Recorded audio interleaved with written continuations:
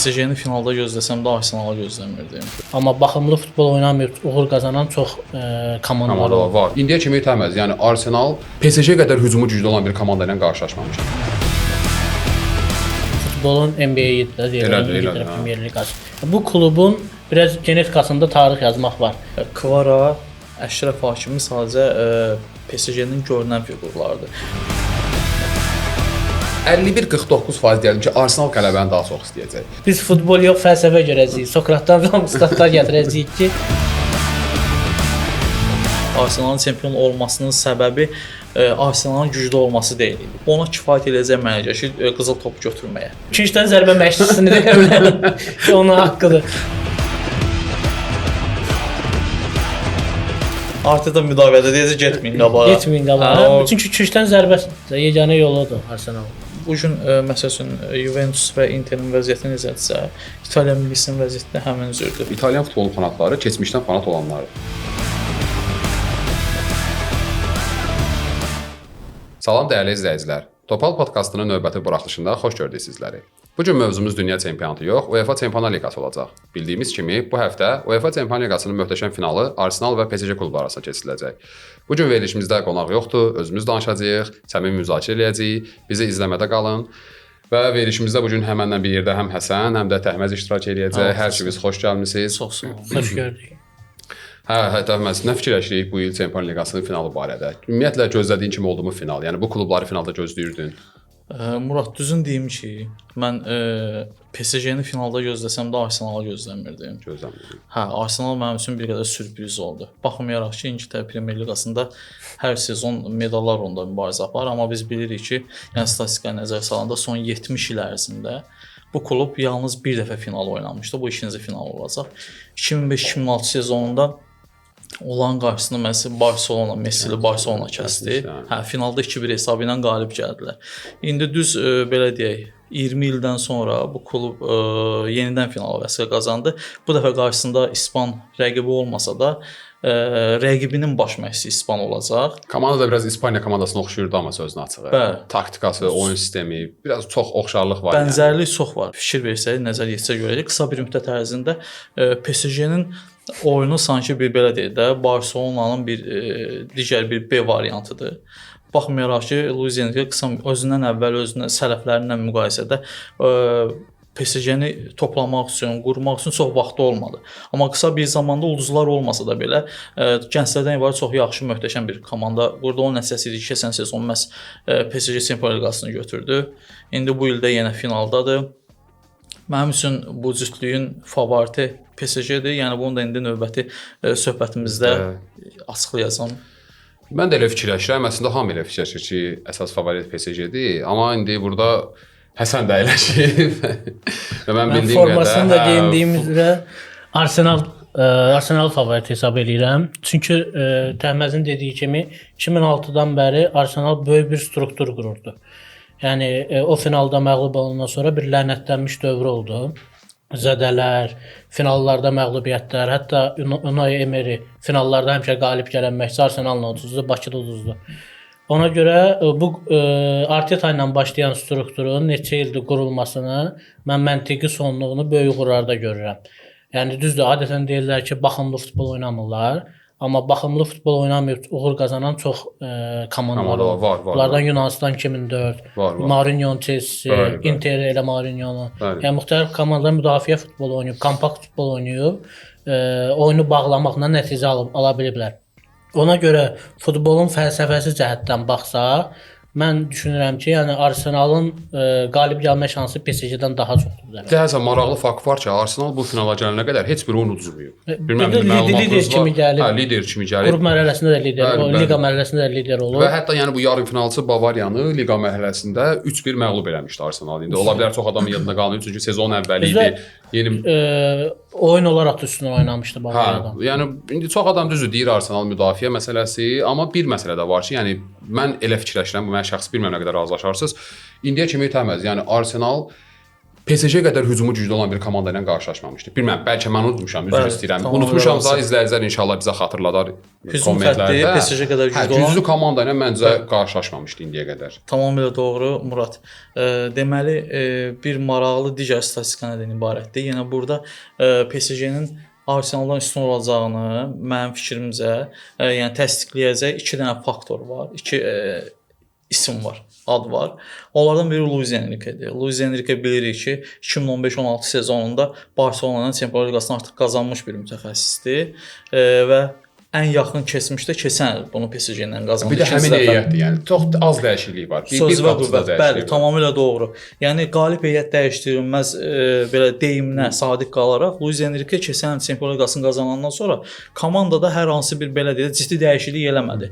Nə ulduz futbolçu gətirdi, nə göndərdi. Keçən il Çempionlar Liqasını qazanan heyəti demək olar 100% qoruyub saxlamağı bacardı. Bir Donnarumma idi, onun yerinə Safonovdu, qapıcı. Məncə Safonov daha indi ondan daha inamlı təsir bağışlayır. Belə deyək, müqayisə eləsək bəlkə də Donnarumma güclüdür Safonovdan, amma məncə Safonov PSG-nin heyətinə bu sırf ayaqla oyunu bacarığına görə daha çox oturur. Yəni həm daha də tez uyğunlaşdı fikir verilsə. Çox tez uyğunlaşdı. Ona görə də yəni bütün bu statistikada və Luis Enrique amili də onu göstərir. Mən digər məsələyə diqqət yönəltmək istəyərdim. İkinci adı bizə maraqlıdır Əhməd. İkinci ad Kvaratskhelia-dır. Yox ki, PSG-nin heyətində Kvaratskhelia ən güclüdür. Yox, ona görə yox.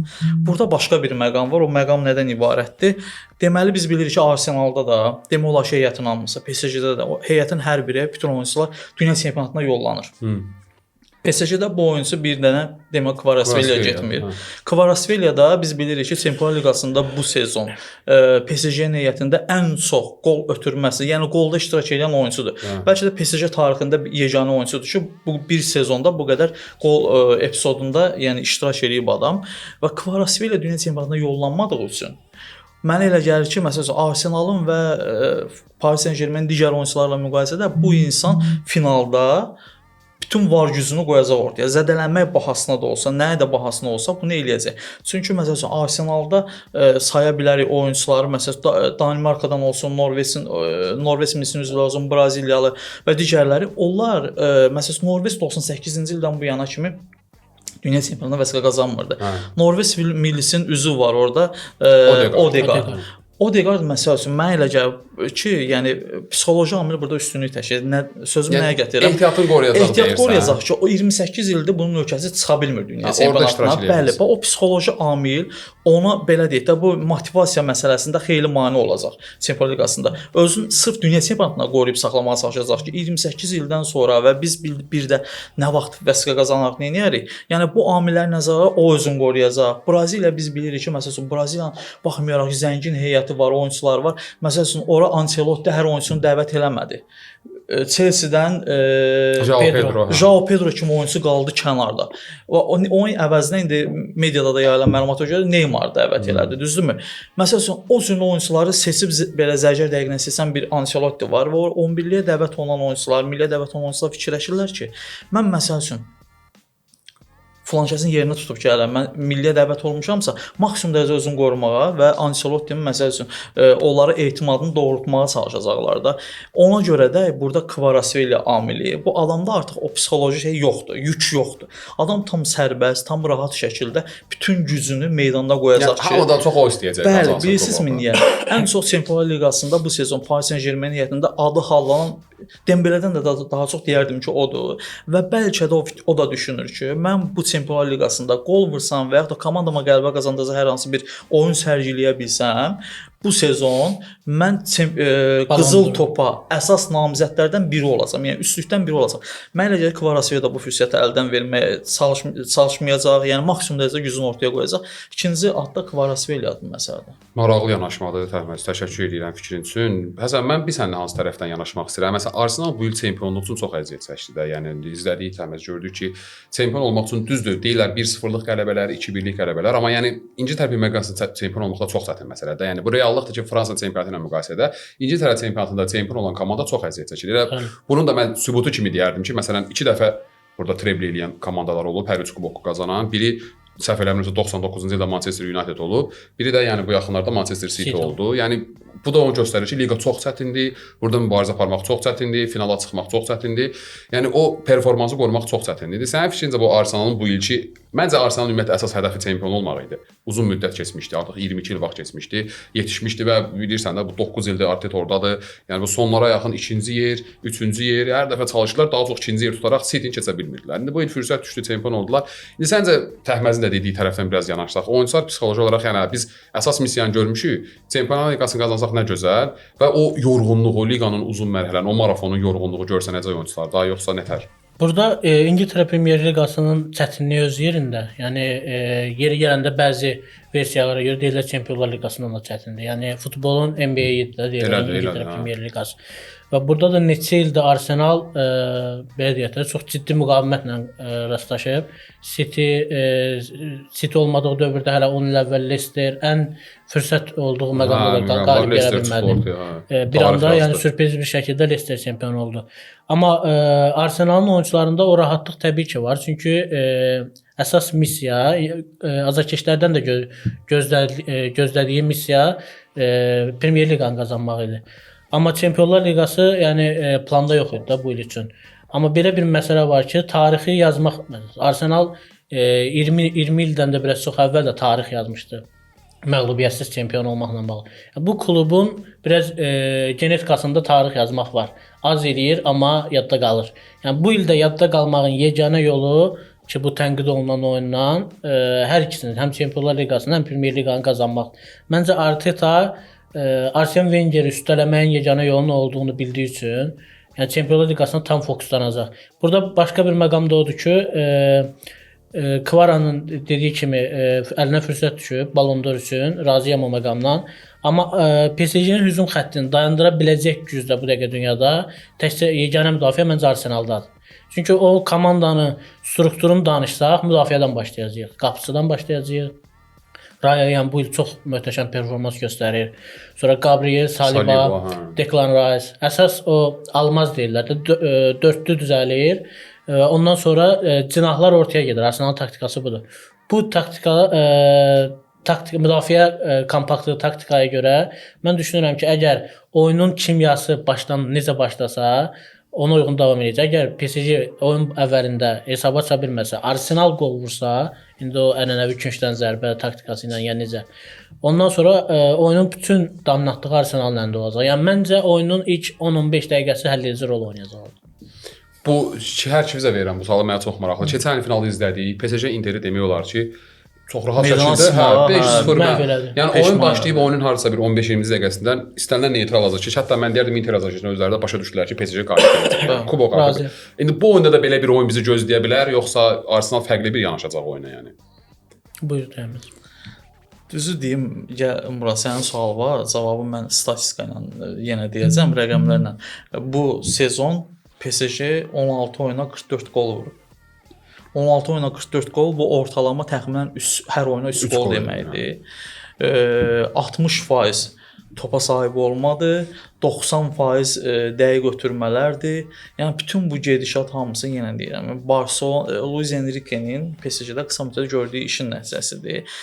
Mən elə gəlir ki, Paris Saint-Germain burada da yenə öz dominant oyununu oynayacaq. Arsenal təbii ki çox güman ki, oturacaq əks hücumlara, bel bağlayacaq. Amma Paris Saint-Germainin dominant hücumları nəticəsində mən elə gəlir ki, Arsenal müdafiəsi yarılacaq və bu statistikanın üzərinə digər rəqəmlər də əlavə olunacaq. Amma Təməz, fikir verdinsə PSG-nin Bavariya ilə ikinci oyunda, birinci oyun yox, 5-4-lük oyun yox. İkinci oyunda PSG sanki göstərdi ki, biz müdafiə də oynaya bilirik.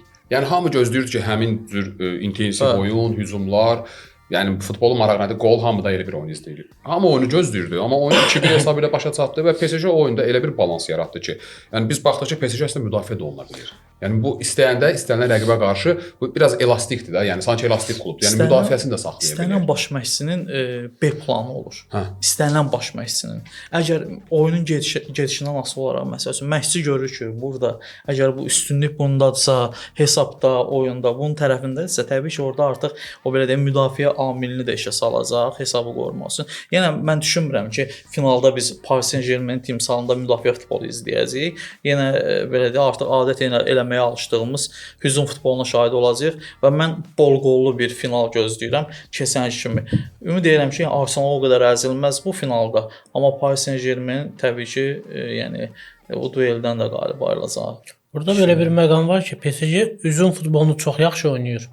Amma Bavariya ilə oyunda gördük ki, onların ikisinin də əslində ilk oyunda müdafiəsi elə də güclü deyil. Hə, ondan çox danışan olmadı. 9 top bir oyunda buraxılırsa, deməli müdafiədə ciddi boşluq var.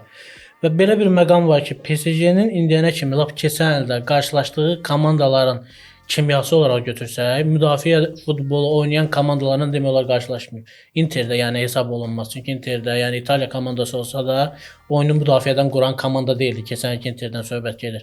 Amma bu il ilk dəfə məncə PSG sözün əsl mənasında ağır bir daşla rastlaşacaq. Bu, yəni Arsenalın müdafiəsi, oyunu müdafiədən qurmağı PSG-nin belə deyim də əsas qolları hansılardır ki, Əşrəf Hakimidir, Kvaradır.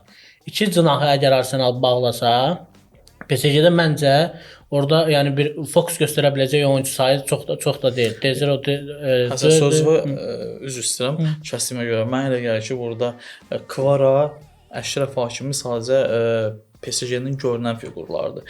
Orada PSG-nin sehirli çubuqları var.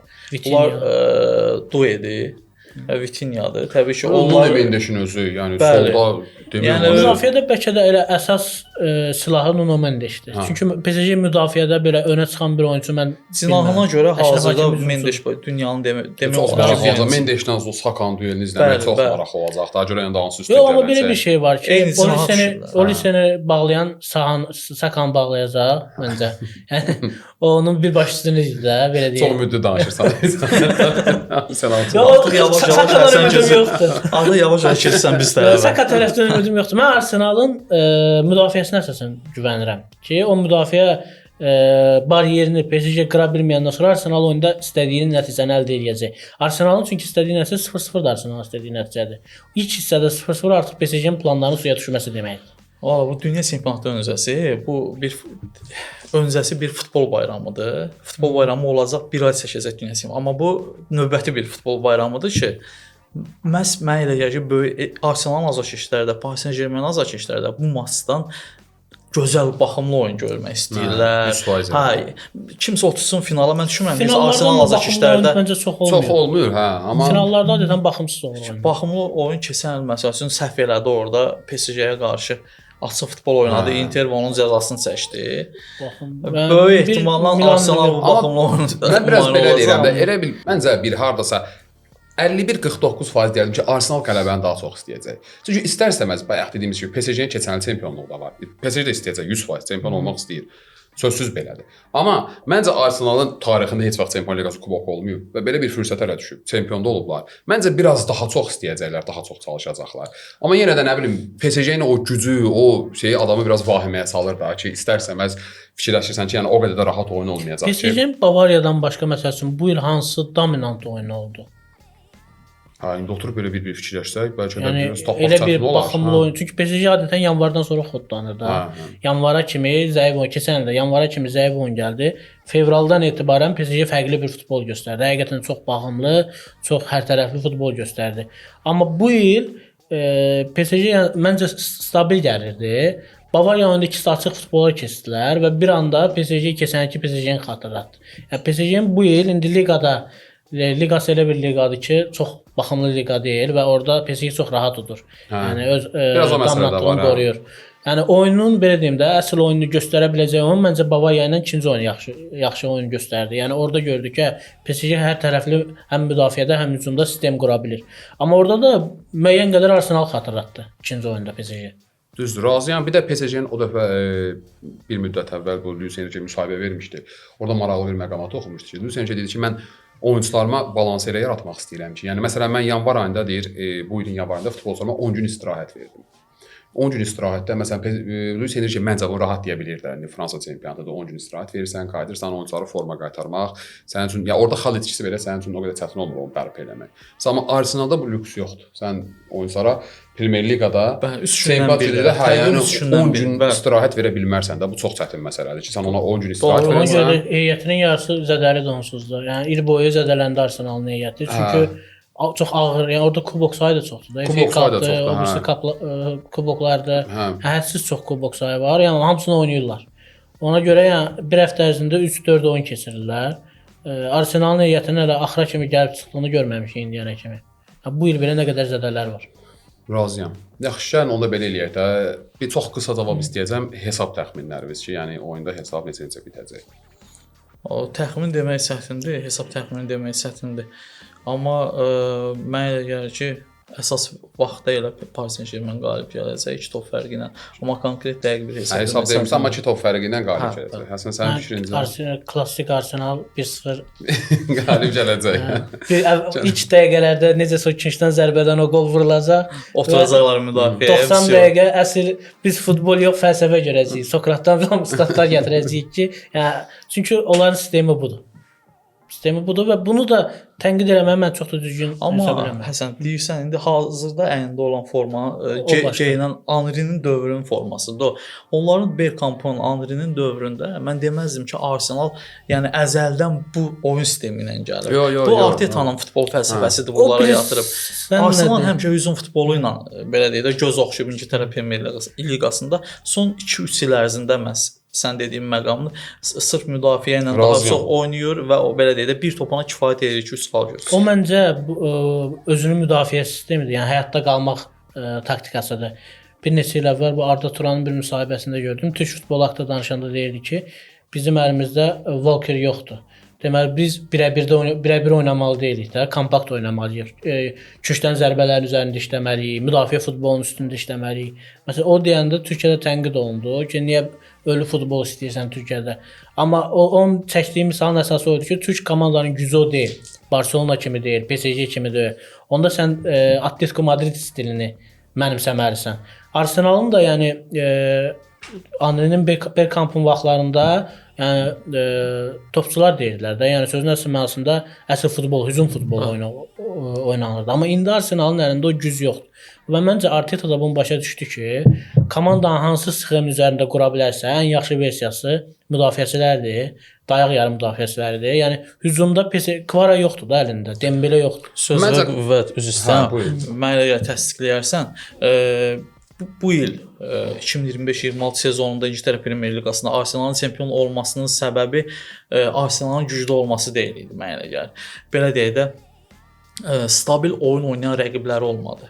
Manchester City stabil olmadı, Liverpool stabil olmadı. City axırlarda biraz toparladı amma artıq itirdiyi 3 xal fərqlə oldu da yenə də. Yəni 3 xal 4 xal fərqlə oldu. Manchester City çox xal fərqi də olmadı. Sir Alex Ferguson qəşəng bir dənə sözü var. O tez yada salam. O deyir ki, çempion olmaq istəyən komanda heç vaxt kiçik klublara xal itirməməlidir. Sənin çempionluqdan eləyən sənin məhz kiçik klublara itirdiyin xallar olacaq. Məhz bu sezon bəli 3 xal fərqi deyirsən. Manchester City-nin çempionluqdan eləyən belə deyək də heç kimin gözləmədiyi, outsider hesab elədiyi komandalara məğlubiyyətlər nəticəsində ortaya çıxdı. City udmuşdu, Arsenal 2-1 udmuşdu ikinci oyunda. Birinci oyunda heç City öz əlindəydi, Everton'un üstü elədi. Everton'dan sonra artıq məsələ bağlandı. Amma yəni yenə də mən necə deyim, Arsenal elə fikirləşirəm ki, bayaq dediyimiz məsələyə qüvvət olsun. Arsenal illərlə oynadı hücum oyunu.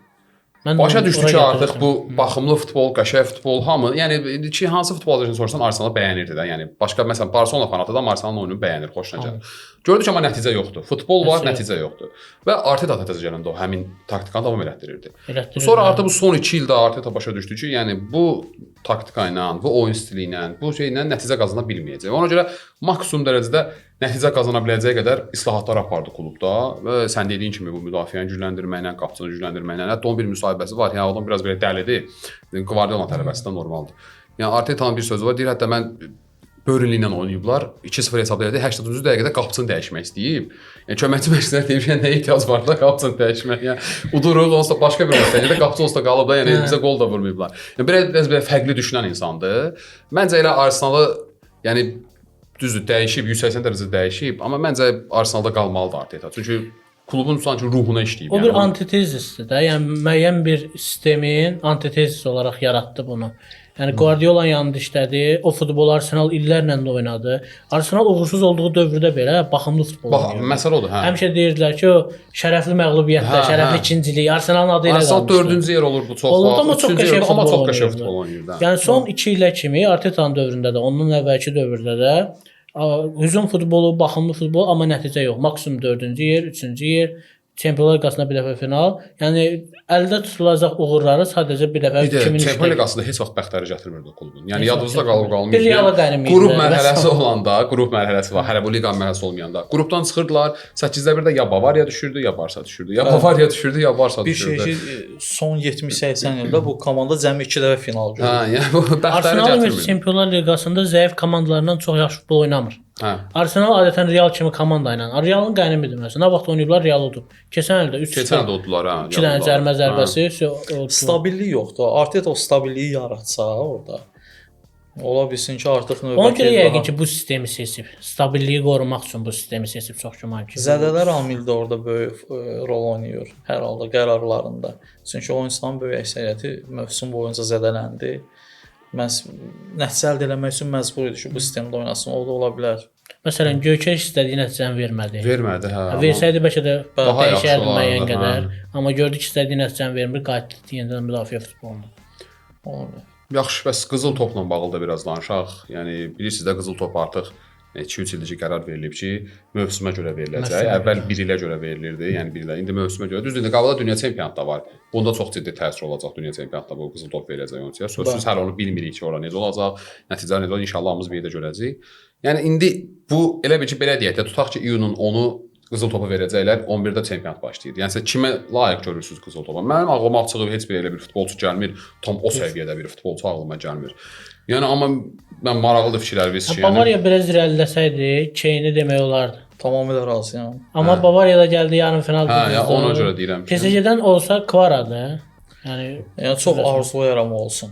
PSG böyük düzdür, ehtimalla verməzlər, finalı amma- qazansa, qazanmaq ehtimalı yüksəkdir. Amma dediyin kimi məncə də verilməz. ona verməyəcək. Dembele Üçlüyə qazanan- falan düşəcək yəqin ki. Dembele qazana bilər yenə.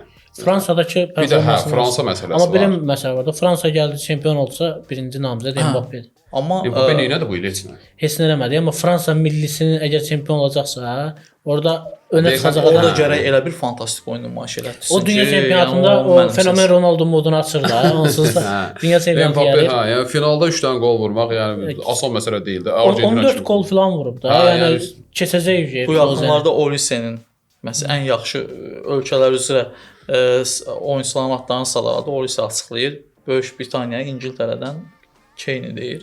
Məncə də Kane əgər İngiltərə yarım finala qədər dünya çempionatında yer eləsə, ona kifayət edəcək mənə gəlir ki, qızıl topu götürməyə. Mənə elə gəlir. Çünki bildiyimiz kimi, yəni bu Ballon d'Or şeyə görə verim, jurnalistlərlə yanaşı futbolçuların da Futbolçuların da rəhbər, fikirləri, məşqçilərin də bəli. rəhbərləri vacibdir. Hə, səs Yəni verməz. artıq bir neçə dənə tanınmış məşhur futbolçudan sırf Kane üzərində dayandığı açıqlamalar gəlir. mövsümü fantastikdir. 50 neçə gol, 60 Bəli. gol vurur. Son kubokun finalında da hat-trick elədi adam. Komandasında əsas belə deyə pay sahibi Bu 60 gol vurub, 54-dü neçədə gol vurub. Yəni bu rəqəmləri biz Ronaldo Messi vaxtında görürük. Və mənə elə gəlir ki, məhz onun da belə deyək də o qrup vaxtlarında artıq karyerasını başa vurmaq dövrləri yaxınlaşdığına görə məhz jest olaraq Kane-ə ola bilsin ki, qızıl topu vermək üçün səs soruldu. Amma dünya çempionatındakı performanslar təsir eləyəcək. Əgər məsəl üçün dünya çempionatında 2022-dəki Messi kimi tək bir oyunçu performansı olmasa, belə deyək də, yayılsa performans, onda dünya çempionatına çox fikir verməyəcəklər. Əsas Çempionlar Liqasına yönələcəkdir. İngiltərə finala çıxmasa, ciddi nəticə göstərməsə, məncə Kane-in yəni əlində sadəcə bir tutul qalır. O da Almaniya Bundesliqası. Ona görə onun Ballon d'Or almaq ehtimalı çox müzakirə yaradacaq. Amma finalda PSG qalib gəlsə, Dembele'nin şansı çoxdur. Çünki Fransa millisində oynayır. Sonra Portuqaliyalıların şansı çoxdur. Çünki Portuqaliya çox güclüdür. Amma yoldaşlar İspaniya amilini də unutmayaq. Mənə elə gəlir ki, İspaniya daha hazırda ən çox gözə girəcək, yadda qalacaq oyun göstərən futbolçu düzdür. Konkret seçmək çətindir. Amma İspaniyada Yamal var. Yamal var. Yamal da ki bu sezon Hələ deməli tezdir klub onun. səviyyəsində Ballon d'Or yəni tezdir. ciddi gözə çarpacaq bir şey olmadı da. Yəni razılaşaq ki, O Ballon d'Or alacaq, amma məncə bu il yox. bu il Nə almayacaq vaxt məncə alacaq? də, bəli. Ona görə də əsas 2 dənə favorit var mənim üçün. Keyn və Dembele. Onlar da dünya çempionatında göstərəcəyi oyundan çox şey asılı olacaq. Dembele oyun olaraq o oyunu göstərməyib açığın yəni. Arsenalda niyə heç demirsiniz? Arsenal Arteta. Arsenal Ryan deyə bilərik ya da Çinçdən zərbə məşqçisini deyə bilərik. Onun haqqıdır. Orada Arsenalda yoxdur. Qapçı ola bilər. Ryan. Heç kim yoxdur Arsenalda. Ryan hansı millidə idi? İspaniya millisində də. İspaniya çempion olsa, Arsenal Çempionlar Liqasında olsa Ryan yetimə niyə verməsinlər? Qapıçılar axırı səfər nə vaxt eləyib ki, bağlı. Bir dənə Leviaşin. Hə, bir dənə oldu. Bir çünki qapıçılara xüsusi mükafat yaratdılar. İndi o verirlər də, o xüsusi mükafat. Amma bir performans olaraq oyunçudur da bu da. Yəni məncə haqqı verilməlidir. Neuerin də bir dəfə almalı idi Neuer. Çünki dünya çempionu oldu. Yox, qardaş, gözlə hələ bir Çempionlar Liqasını qazanacaq bu komanda. İspaniya ümid edirəm ki, gedəcək finala kimi. Çünki bu oyundan haqq eləyirlər. İndi görək dünya çempionatı başlayanda necə o performans göstərəcək. Amma Arsenalda əsas Ryan orada necə performans göstərəcək. Bura kimi Raya böyük rol oynayır. Çünki Arsenalın komandanı oxuyanda müdafiə üzərindən oxuyuruq deyə. Rayadır, Gabrieldir, Salibadır, Declan Rice. Yəni bu 4-lü üzərindən oxuyuruq da komanda. Finalda da əgər İspaniya ilə yaxşı nəticə göstərsə dünya çempionatında və hər ikisində çempion olsa, mən düşünürəm ki, Rayanı dəyərləndirəcəklər. Çünki başqa ehtimal çox azdır. İspaniyada yamala verə bilər. Niyə belə də fikirləşir? Arsenal deyək ki, Çempionlar Liqasını götürdü, çempion olub. Bayaq İngiltərə dedik də, İngiltərə dünya çempionu oldu. Yəni Saka heç layiq deyil. Saka. Yox, Rice. Niyə? Saka o deyil. Yox, məncə nə bilim, Saka da məsələn, çox 2 il əvvəlki Saka deyil artıq. Həm də yaşda gedib artıq. Yəni Declan Rice indi ciddi namizəddir. O da namizəddir. Hə, Declan Rice ciddi namizəd hesab olur, amma mən nə bilim. Öz mövqeyinin ən yaxşı. Məncə Arsenalda da var, həsən var elə oyunçular ki, yəni həqiqətən də Ballon d'Or verirsə. Sadəcə tapa bilmirik. Yadırğanmadım məncə. Milli Arsenal biraz arxa tərəfdən güclüdür deyə, müdafiə tərəfdən güclüdür deyə. Orada yəni milli komandada nəticə göstərə biləcək bir oyunçu çox gözləmir. Artıq da bizim bu müzakirəmizi eşidəndən sonra canımızın Alam əməli başlayıb müdafiə oynayacaq. Oyun başlayacaq. Artıq da müdafiədə deyəcək getməyin qabağa. Getməyin qabağa. Çünki Çinçdən zərbəsi yeganə yoludur Arsenalın. Hə, bir də indi bildik də bu sezon qurtardı, liqalar yekun vuruldu. Ümumi istəyirəm ondan biraz bağlı fikirlərimizi öyrənim də. Məsələn, İngiltərə Premyer Liqasında 5 komanda getdi. Aston Villa da qoşuldu Çempionlar Liqasına gedənlərin içinə. Liverpooldur, Manchester City'dir, United gözlənilmədən çox gözəl təyinatla, Carrick'i təyin eləməklə baş məşqçi postuna birdən-birə elə performans göstərdi, 3-cü yerə qədər yüksəldi. Hətta Liverpool da keçdi. Yəni sezon bir dönəmi var idi ki, Manchester United 7-8-ci yerdədir, yəni Chelsea 3-cü yerdədir. Chelsea 10-cu yerdə bitirdi, Manchester United 3-cü yerdə bitirdi liqanı. Yəni möhtəşəm performans. Eyni zamanda İspaniyada da yaxşı nəticələr oldu. Çempionlar Liqasında da 5 klub getdi, üzr istəyirəm. Hə. Ya bununla bağlı fikriniz nədir? Genel gözləntilərimiz nədir? Yəni maraqlı olacaqmı yenə bu futbol bu qədər? Mənə elə gəlir ki, Carrick o bizim belə deyək, izləməyə adət elədiyimiz Manchester United ki var idi. Onun bir əvvəlki gücünü qaytaracaq nisbətən. Ruhu qaytaracaq. O ruhu qaytaracaq, bəli. Ruhunu geri qaytaracaq. Əlbəttə. Yəni o gələndə komanda axırlardaydı. O gələndən sonra ardıcıl qələbələr, yəni belə deyək də bir hissəsi var idi. Derbini uduzmadı ümumiyyətlə. Yəni heç bir derbini uduzmadı. Ona görə də mən Manchester United gələn il həm Çempionlar Liqasında yaxşı nəticə göstərməlidir. Düz demirəm gələcək finala kimi. Hər halda yəni artıq o təcrübəni yenidən yeni heyət, gəncləşmiş komanda ilə keçmək üçün yenə bir müddət lazım olacaq onlara. Amma o azarkeşdə Manchester azarkeşləri ki var, gözləyirlər. Oyunu görəcəklər artıq, o ruhu görəcəklər, hiss eləyəcəklər. Bir də dostlar, İtaliya çempionatına yekun vuruldu. Yəni Como getdi Çempionlar Liqasına. Əslində Fabregas yəni 2022-də Gəlbəkol futbolçu ol, 2023-də kapitan ol, 24-də məşqçi ol. Bünövrəsi elə o vaxtdan qoyulmuşdu əslində. Yəni çox qəşəng performans göstərdi Como, amma orada təəssüf etdiyim bir məqam var. Yəni Juventusla Milan Çempionlar Liqasına getmədi. Avroliqaya getdilər. Düzdür, Avroliqada da maraqlı futbol izləmək istəyirik. Adam məsələn Çempionlar Liqası deyəndə, yəni orada bir 10 dənə klub sayacaqsan, son içində Milanla Juventus var da. Yəni bu adam baxıb belə bununla ilə bağlıdır. Milanla Juventusun idarə etməsi ilə, ümumiyyətlə İtaliya klublarının idarə etməsi uzun müddətdir artıq çox belə ekonom rejimdə gedir. Pulsuz oyunçular al, qoca yaşlı oyunçular al. Çox ciddi maliyyə problemləri var. Maliyyə problemləri var. Yəni oyunçular üçün də cəlbedici deyil. Modric yaşında, De Bruyne yaşında gedirlər də. İngiltərədə, İspaniyada performans göstərib yekun ora gedirlər. Amma əvvəl 90-larda, 2000-lərin əvvəlində İtaliya futbolu fərqli idi. Mini dünya çempionatı deyirdilər ora. Yəni bütün oyunçular ora gedirdilər. İndi idarə etmə problemləri var İtaliya klublarının. Yəni Milan məsəl üçün Milanın necə deyirlər, adı bəs idi Çempionlar Liqasına, amma o klub idarəçiliyi istər Juventus, istər Milan, yeri gəlsə Interin özündə o həddə çatdıra bilmirlər. Yəni top klub Inter bu il çatdıra Bodo bilmirlər. Glimti uduzdu. İndi Bodo Glimtin də əməyini yerə vurmaq istəmirəm. Yəni yaxşı oynadılar. Yaxşı oynadılar. Amma yəni Inter məncə Bodo Glimti uduzmamalı. Yəni keçən il finalçısan da, yəni. Hə də, yəni sən 8-də 1-də Bodo Glimti uduzma da. Yaxşı Arsenala uduzarsan, Yəni. PSG-yə uduzarsan, Bavariya uduzarsan bu başa düşüləndir də rəqəm. Amma Bodo Glimti uduzub, yəni Çempionlar Son Liqasında illərdə 2 dəfə finala çıxmısan, gəlib bu il sürpriz komandaya uduzursan. uduzursan. Və indi məsələn gələn ildə Inter gedir, Roma gedir, Napoli gedir, Como gedir, 4 klub gedir və mən yenə də məsələn onların içindən deyə bilmirəm ki, hansısa biri xüsusi bir performans O göstərəcək. İngiltərədə də var. Stabillik yoxdur. Yoxdur. Gedən klublar çox vəd vermir. Aston Villa çox vəd vermir Çempionlar Hə, Liqasında. vermir. Yəni Liverpool deyil. Hə, bir yerə qədər Arsenal şaşırsan deyil. da, hə. Yəni getməyəcək. İspaniyada gedən klublarda da var o məsələ. Məsələn, Məsələn, Villarreal gedir, Atletico Madrid gedir. Düzdür, Atletico Madrid Atletico Madrid vəd verir, amma Villarreal bilirsən ki, baxırsan ki, hə, yəni 8-də bir böyük uğurdur da bunun üçün. Aston Villa da elədi. Yəni düz deyin, o nəticəni qazanıb gediblər ora. Amma yəni məsəl üçün onun yerinə seçim olsa Liverpool mı istəyər ki, getsin? Liverpool getdi onsuz, hə, yəni məsələn, Chelsea getsin. istəyərdim. Nə bilim, o top klub səviyyəsində klublar Tottenham şeydir, liqadan düşürdü. Bilmirəm, düşdü. Və bir tər qaldı. West Ham, Qaldı. hə, elə ona da toxunacaqdım ki, West Ham getdi liqadan. Bu da çox belə oradan nə bilim mən məyus oluram biraz o şeyə. Çünki düz deyə, yəni yenə deyirəm, məsələn o biri rəqiblərə belə danışanda elə çıxır ki, yəni o birisi rəqib kim getsin yaxşı West Ham yerinə. West Ham getdi, amma nə o qədər tarixi klub, o qədər oyunlarını izləmişəm, o qədər yaxşı oyunçuları olub, liqada həmişə yaxşı performans göstərib. Demək olar ki, böyük alfaq komandalarına qarşı həmişə ciddi mübarizə aparıb.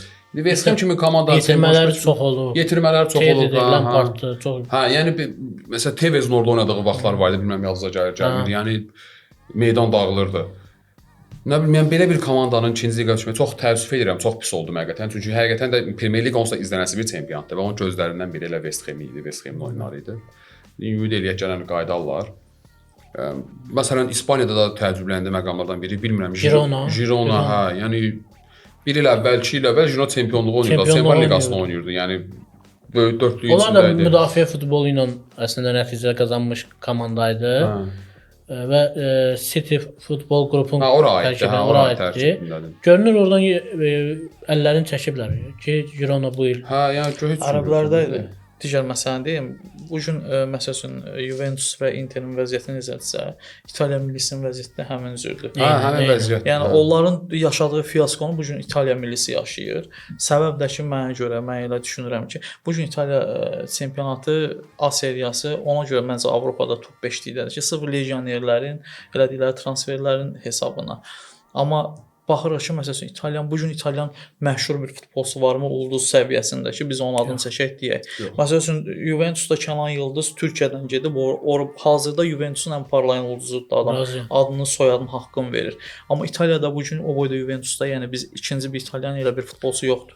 Bir dənə təməz fikir verirsənsə, ümumiyyətlə sosial mediada falan mən fikir verirəm. İtalyan futbol fanatları keçmişdən fanat olanlardır. Yəni o set nəslinin qəşəng dövrünü görən fanatlardır. Məsələn, müasir dövrdə mən inanmıram ki, kimsə futbola baxıb İtaliya çempionatını izləsin, İtaliya çempionatına maraq göstərsin. Yəni yaxud evdə məsələn atası baxırsa, oturub baxacaq elə. Yəni özü maraq göstərib. Hə, yəni futbola marağı olan bir uşaq, məsələn, televizoru açıb Premyer Liqanı, hətta Bundesliqanı, nə bilim, mən hətta deyərdim Fransa çempionatını belə izləsə daha sürətli, daha maraqlı oynar. Onun səbəbi Murad elə dediyimiz məsələdir. Yəni uğursuz nəticələr, ard-arda uğursuz nəticələrdir ki, məsəl üçün bu gün tutaq götürək biz öz nümunəmizdən, Qarabağ nümunəsindən. Bu gün Qarabağ bir adi birinci təsnimat mərhələsində oyun keçsin. Məsələn 32 min stadion dolacaq, düzdürmü? Niyə dolur qardaş? Çünki azarkeş ümid eləyir, inanır ki, komandası qalib gələcək. Bu gün İtaliyada fərqlidir vəziyyət. İtaliyanın ardıcıl seriyalı, belə deyək, Juventusun seriyalı o məğlubiyyətləri, uğursuzluqları, bəli, artıq yeni yetişən nəsilə o ümidi yaratmır.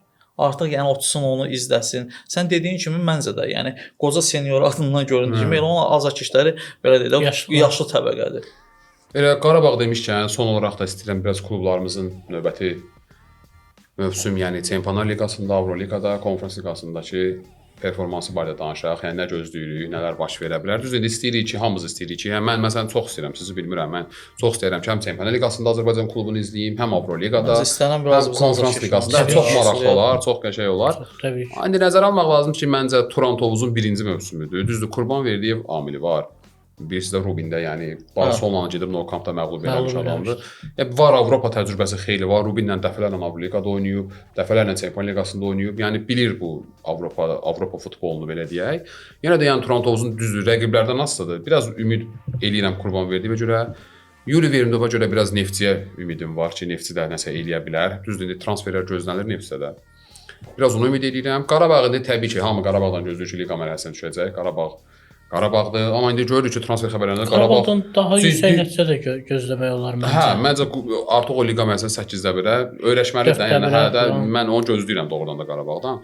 Düşən rəqiblərdən Çünki oralarda oynayır ki, Qarabağ. Hə, yəni oraların komandasıdır. Bizdə bizim komandalarda yəni nə qədər o liqa mərhələsindən sonrakı mərhələlərdə oynasa, bütün komandalarımız o qədər bizə yaxşıdır. Əlbəttə. Ona görə hamısını uğurlar arzulayırıq. Uğurlar arzulayırıq. Məndə. Qalır Sabahın Çempionlar Liqasında. O sürprizdir. Aston Villa kimi bir şeydir, yəni sürprizdir. Hər şey ola bilər. Hər şey ola bilər. Hə, təbii ki, ümid eləyək ki, rəqibləri Sabaha məhz uyğun rəqiblər olar. Çünki gələrsən deyirsən də son play-offda, yəni elə bir rəqib düşə bilər ki, bizim özümüz belə Sabaha yəni günahlandıra bilmərik o rəqibə görə. Sabaha düzü, Sabaha ümidim, Sabahla bağlı ümidlərim çoxdur. Hə, Sabaha ümidim var, ay sağ ol. Həmişə ümidin olsun. Sağ ol. Ona görə ki, Sabah Qarabağla oynadığı o son oyunlar ki var, orada o ümidi yaratdı. Baxın, Qarabağ 10 ildən artıqdır. Avropada təcrübəsi olan bir komanda. Baxmayın, Azərbaycan klubu və elə bir təcrübəli komandaya qarşı dominant futbol oynadı.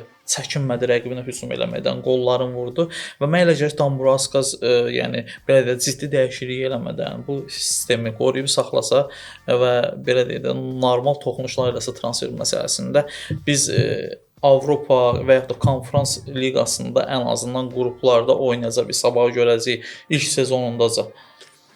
Ümid edirəm. İnşallah. Təşəkkür edirəm Həsən sənə də, Təhməsə də təşəkkür edirəm. Çox maraqlı söhbət alındı. İnşallah izləyicilərimiz də bizim bu buraxılışımızı bəyənəcəklər. Bizi izləmədə qalın. Topalın növbəti podkastını izlədiniz. Bu dəfə Çempionlar Liqasından danışdıq. Siz də şərhlərdə təxminlərinizi yazın. Görək Çempionlar Liqasının qalibi kim olacaq? PSG yoxsa Arsenal? Təşəkkür edirik. Top artıq sizdədir.